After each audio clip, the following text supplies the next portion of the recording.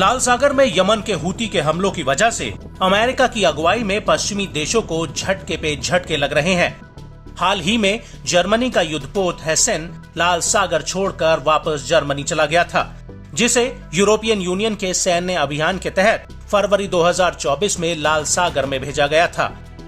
इसके बाद अमेरिका का यूएसएस ट्वाइट डी आइजनहावर भी लाल सागर छोड़कर पूर्वी भूमध्य सागर की तरफ रवाना हो चुका है।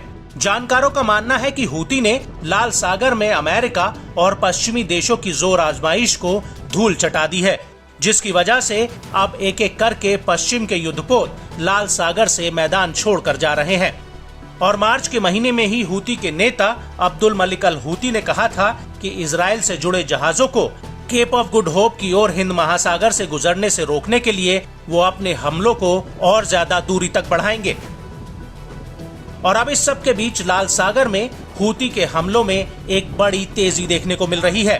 अमेरिकी MQ-9 ड्रोन को मार गिराने के बाद हूती के हौसले और बुलंद हो गए हैं और अब हूती ने एक बार फिर से लाल सागर में एक नहीं बल्कि 4 हमले करके भूचाल ला दिया है।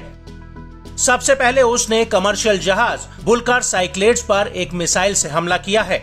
हूती का कहना है कि उसका ये हमला एकदम सटीक रहा है।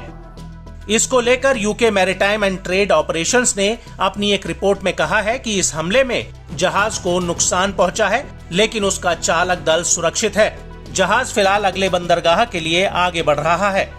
मैरीटाइम ट्रैफिक डेटा के मुताबिक इस जहाज पर माल्टा का झंडा लगा हुआ था, जो उत्तर की तरफ लाल सागर से होते हुए स्वेज नहर की तरफ जा रहा था। इक्वेसिस के मुताबिक ये जहाज पूर्वी भूमध्य सागर में जहाजों के बेड़े का हिस्सा था। वहीं इस हमले को लेकर हूती के प्रवक्ता ब्रिगेडियर जनरल याया साहरी ने कहा कि इस जहाज पर हमला इसलिए किया गया क्योंकि वो इस महीने 21 अप्रैल को उमल रशरश ईलत बंदरगाह की तरफ जा रहा था।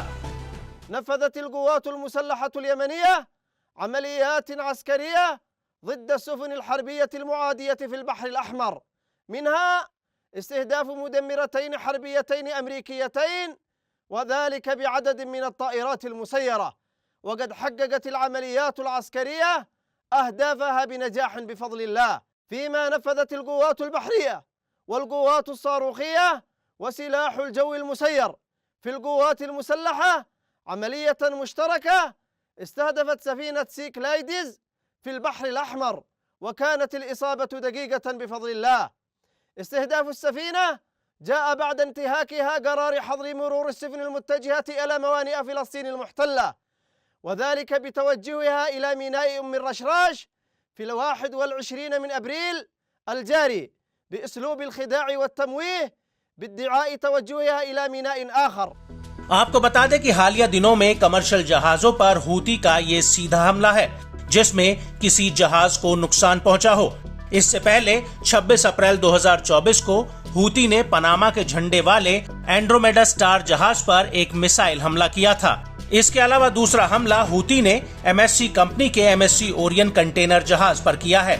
आपको बता दें कि इस जहाज पर पुर्तगाल का झंडा लगा हुआ था, लेकिन इसके मालिक इजराइल अरबपति OL याल ऑफेर है।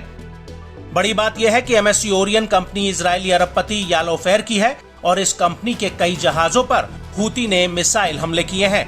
मार्च 2024 में हूती ने MSC स्काई 2 पर भी एक हवाई हमला किया था और अब 29 अप्रैल 2024 को हूती ने बुलकर साइक्लेड और MSC ओरियन पर हमला किया है।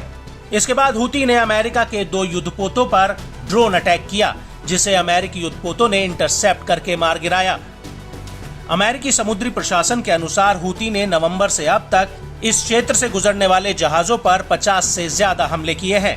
एक जहाज को जब्त कर लिया है और दूसरों को डुबो दिया है। हूती का कहना है कि जब तक इजराइल गाजा में अपने हमले बंद नहीं करता, तब तक ये हमले जारी रहेंगे।